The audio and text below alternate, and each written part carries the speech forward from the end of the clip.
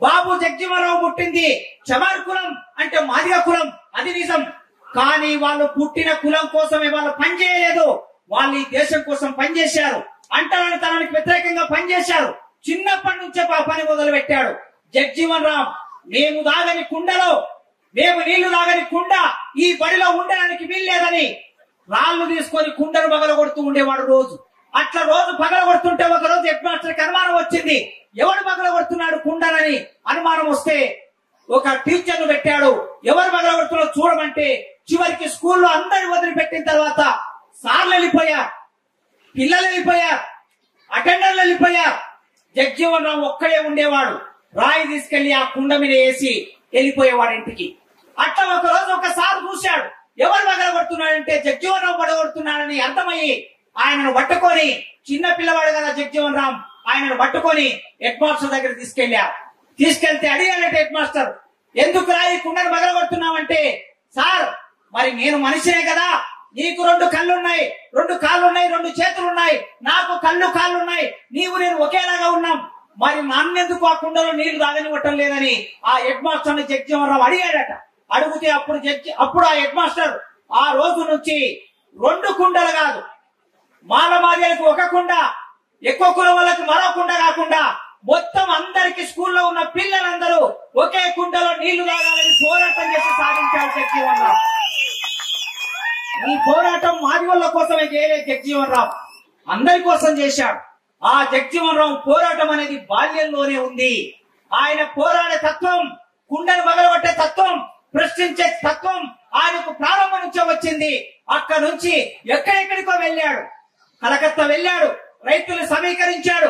కలకత్తా వెళ్ళిన తర్వాత చదువుకోవడానికి వెళ్ళాడు. బెనారస్ యూనివర్సిటీ వెళ్ళాడు. అక్కడికి చదువుకోవడానికి వెళ్తే ఒక హాస్టల్ ఉండేది. హాస్టల్లో వెళ్లి అన్నం తిందామంటే జగజీవనరావు తినేటటువంటి ప్లేటును అక్కడున్న హాస్టల్ వర్కర్లు కడిగే వాళ్ళు కాదు. అక్కడున్న మిగతా కులాల పిల్లలందరూ ఏకమై జగజీవనరావుకు సపోర్ట్ చేశారు. ఆ పిల్లవాడిలో ఉన్న మనిషి తత్వాన్ని అర్థం చేసుకొని వాళ్ళందరినీ సపోర్ట్ చేసి, నీవు ఈ హాస్టల్లో ఉన్నట్లే మేము ఈ హాస్టల్లో ఉన్నాం, మేము తింటున్నట్లే నీవు తింటున్నావు గనక నీ ప్లేట్ కూడా కడగాలని వాళ్ళందరూ నిలబడితే జగజీవనరావు ఒక మాట అన్నాడు, నా కోసం మీరు బాధపడవద్దు, ఈ సమాజం మారడానికి చాలా సమయం పడుతుంది.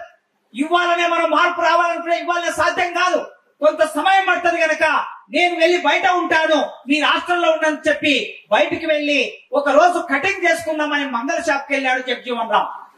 మంగళ షాప్ కి వెళ్తే మంగళ షాప్ లో ఉన్నటువంటి వాళ్ళు ఎవ్వరు జగజీవనరావుకు కటింగ్ చేయలేదు. నీవు మాదిగ కులంలో పుట్టావు గనక నీకు మేము కటింగ్ చేయమని నిరాకరిస్తే జగజీవనరావు వాళ్ళ మీద కోపం పెట్టుకోలే, వాళ్ళని తిట్టలే, ఏమనలే. అప్పుడు ఏం చేశాడంటే ఆయన నిరాహార దీక్ష మొదలు పెట్టాడు.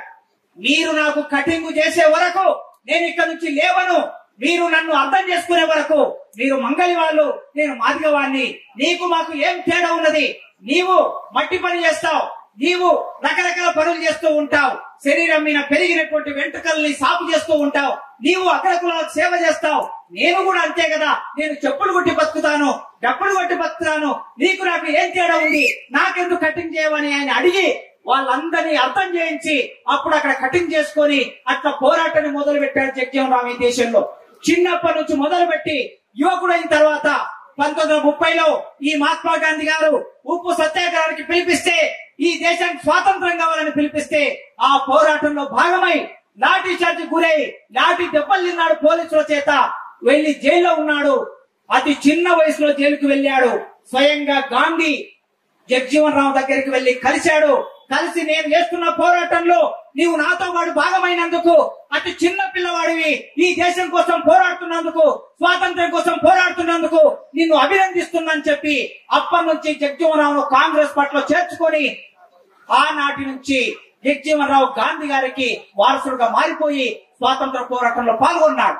ఆ స్వాతంత్ర పోరాటంలో పాల్గొంటూ అతి చిన్న వయసులో మంత్రి అయ్యాడు, అతి చిన్న వయసులో ఎంపీ అయ్యాడు, అతి చిన్న వయసులో ఈ దేశానికి కావలసిన రాజ్యాంగం రాయాలనుకున్నప్పుడు అంబేద్కర్ తో సమానంగా అంబేద్కర్ ఎన్ని కమిటీల్లో ఉంటే అన్ని కమిటీలో జగజీవనరావు అందులో భాగంగా ఉండి అంబేద్కర్ సహాయం చేశాడు. రిజర్వేషన్లు కావాలనుకున్నప్పుడు పై కులాల వాళ్ళందరూ అక్కడ ఉన్న రాజ్యాంగం రాసేటప్పుడు వేరే కులాల వాళ్ళందరూ మాల మాదిగలకి ఎస్టీలకి రిజర్వేషన్ ఇవ్వము అని అంటే అప్పుడు అంబేద్కర్ వెళ్లి జగజ్జీవన్ రావుతో మాట్లాడి జగజ్జీవన్ రావును తీసుకొని వచ్చి నేను ఒకవైపు నీవు ఒకవైపు, మనకి ఈ దేశంలో దళితులకి అంటరాని వాళ్ళకి ఇద్దరమే నాయకులం ఉన్నాం. ఈ ఇద్దరు నాయకులకు ఉన్న మనం, నేను ఒకవైపు పోరాటం చేస్తా, నువ్వు కాంగ్రెస్ పార్టీలో ఉన్నావు గనక కాంగ్రెస్ లో ఉన్న వాళ్ళందరినీ ఒప్పించాలి, బయట ఉన్నటువంటి వాళ్ళని నేను ఒప్పిస్తాని ఇద్దరు మాట్లాడుకొని ఆనాడు ఇవాళ మనం అనుభవిస్తున్న రిజర్వేషన్లు రావడానికి బాబు జగజ్జీవన్ రావు, డాక్టర్ బిఆర్ అంబేద్కర్ కలిసి పోరాటం చేయటం మూలంగా రాజ్యాంగం రాశారు. కలిసి పోరాటం చేయటం మూలంగా రిజర్వేషన్లు వచ్చాయి.